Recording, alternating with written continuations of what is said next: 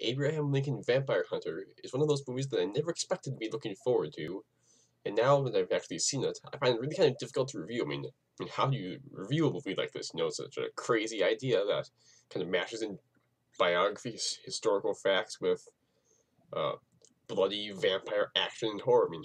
What's there to compare it against? Do you look at it as an adaptation of the book, or against other portrayals of Lincoln, or what about against the mockbuster that the Asylum made in order to cash in on it? Maybe I should back up a bit.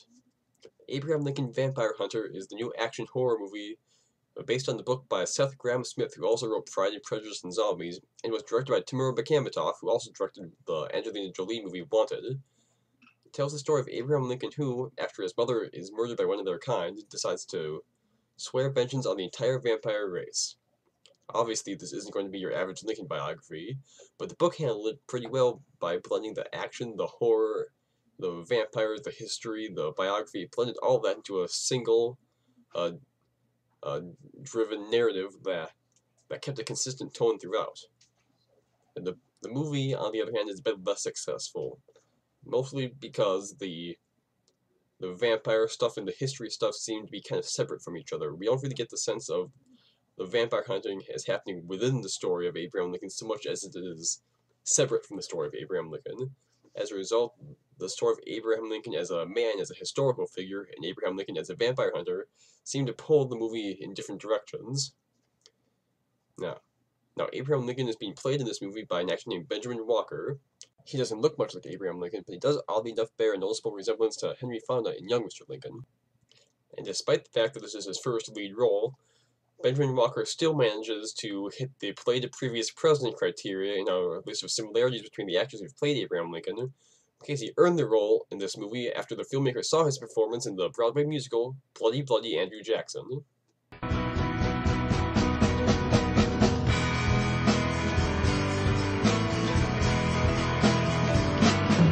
Jeremiah looked down on the people of Judah and told them their future was bloody and cursed. When I think of the conflict and the change that awaits us, it's gonna be hard, but this country comes first. Now, Walker doesn't seem to be trying to imitate what Lincoln's voice really sounded like, the kind of high-pitched, squeaky drawl that the history books have talked about. And in truth, the voice overtone that he uses gets a little droning and flat at times. But he deserves recognition, like the rest of the cast, for playing his role absolutely straight and not trying to wink at the camera to let you know that he is aware of how cheesy the movie around him is. He's actually surprisingly effective at playing a vampire hunter turned politician, but despite the number of historical in-jokes that are dropped around him all the time, it's really kind of difficult to buy that the vampire turned politician that he's playing will end up being Abraham Lincoln, which in many ways is just as well because Timur Bekamambetov, Seth Grahame-Smith, who also wrote the screenplay, and Tim Burton, who produced, have all said that their goal in making this movie was to use the book as the basis of telling a sort of a 19th century superhero origin story, which might explain why the movie places more of an emphasis on action than it does on horror. There aren't a lot of scares here, but the action sequences with Lincoln brandishing his silver-headed axe are all very well choreographed and effectively staged.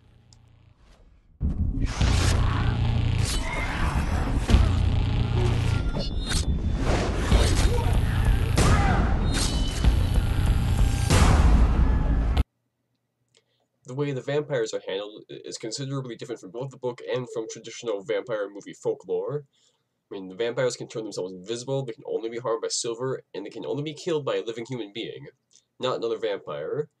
Now, these last two rules sort of create some inconsistencies and contradictions in some of the scenes and in the backstory that the movie sets up, but that don't really matter if you really care about the logic of this sort of thing, which is always ridiculous anyway in vampire movies. But it would have been nice if they had thought it through a little bit better. The major antagonist of the movie is a vampire named Adam. He's like the vampire lord, and he's played by Rufus Sewell, who's pretty darn good in it, I have to say. Adam's portrayed as like a slimy vampire opportunist who uses the Confederacy, the states that want to secede, as his allies because the vampires want a nation of their own where they can use slavery as a way to give themselves a continuous supply of fresh blood so they can feast on without having to hunt, and put themselves in danger. Now that's the whole vampire horror action aspect of the movie. The historical aspect of the movie a bit less detailed. It's like a Cliff Notes thing. We get the scenes where, as a young man who was studying law, Abraham Lincoln works out of the general store of a friend named Joshua Speed, of course. And while he's working there, he meets the pretty young Mary Todd. She's played here by Mary Elizabeth Winstead from Scott Pilgrim vs. the World, is where I know her best. Now she's actually really good in a role that's considerably underwritten. She really deserves more screen time, I think. Well, anyway, Mary Todd is engaged to Stephen A. Douglas, of course, and we get the obligatory ballroom scene where Lincoln kind of awkwardly dances with her and eventually charms her away from Stephen Douglas. These scenes are just about the only scenes in the movie where we get a sense of Lincoln as kind of a light-hearted man, and that is really a nice break from the rest of the movie where he's portrayed as this like dark and brooding vampire hunter. Later, after he sees how vampires intend to exploit slavery, Lincoln is inspired to enter politics and fight it using words and legislation rather than axes and pistols and on a one-on-one basis. There's actually a larger emphasis on the politics of slavery and vampirism in the movie than there was in the book, and I appreciate that a lot. There's even a nice cameo from Harriet Tubman, but that's a terrific payoff at the movie's end, which I wouldn't even think of spoiling for you. Now, some of the ways where the story of the vampires intersects with the actual historical story, where they overlap, some people might not like. I mean, I'm thinking right now of this part where the movie portrays the death of Lincoln's son in the White House as the result of a vampire infiltration. Some people might consider that very offensive, but I really didn't. Partially because I knew it was coming, I read the book, and partially because the movie does not portray it as any less tragic or any less bad as a result of the vampirism versus the result of, like, whatever it was, TB or something, I think. But, and I still, as I mentioned before, I have to give credit to Seth Grahame-Smith and Timur Bekamambetov for turning this into a serious story instead of a campy cheese fest.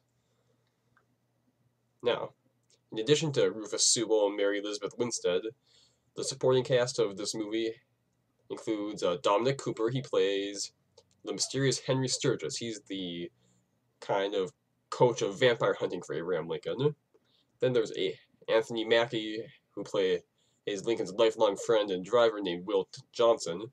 Then there's Aaron Wasson as Vidalma, who is Adam's kind of right-hand vampire chick. All of these actors play the material straight, just like Benjamin Walker does, and even though they have to deal with some incredibly cheesy and predictable dialogue, you really have to appreciate just how well they're able to handle their characters, given the ridiculous material, once again. It's 80 miles from here to Gettysburg. 80 miles will decide whether this nation belongs to the living or the dead. Everything accumulates in a spectacular final act where Lincoln, Will Johnson, and others set out to carry a trainload of special silver-equipped weapons to the troops at Gettysburg, and find themselves having to fight off a squad of vampires led by Adam. This, and the scenes leading up to it, are the highlight of the movie, and almost make up for the kind of messy and disjointed first two acts.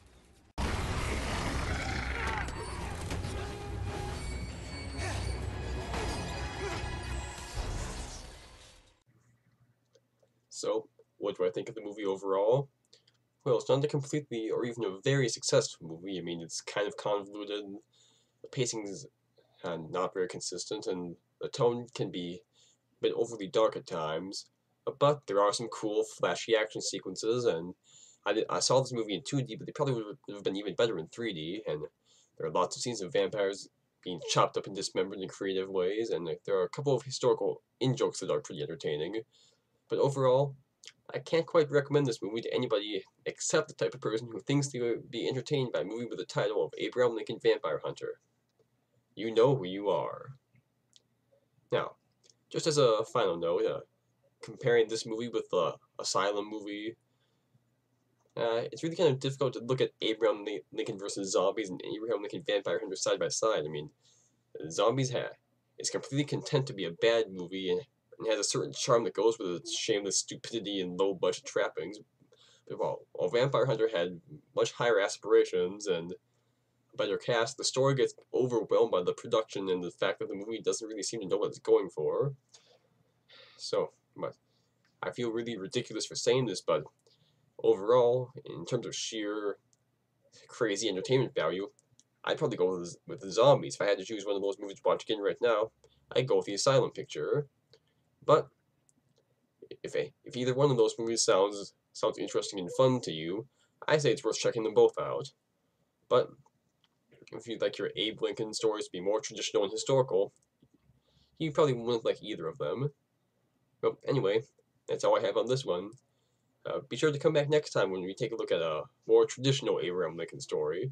Until then, thanks for listening.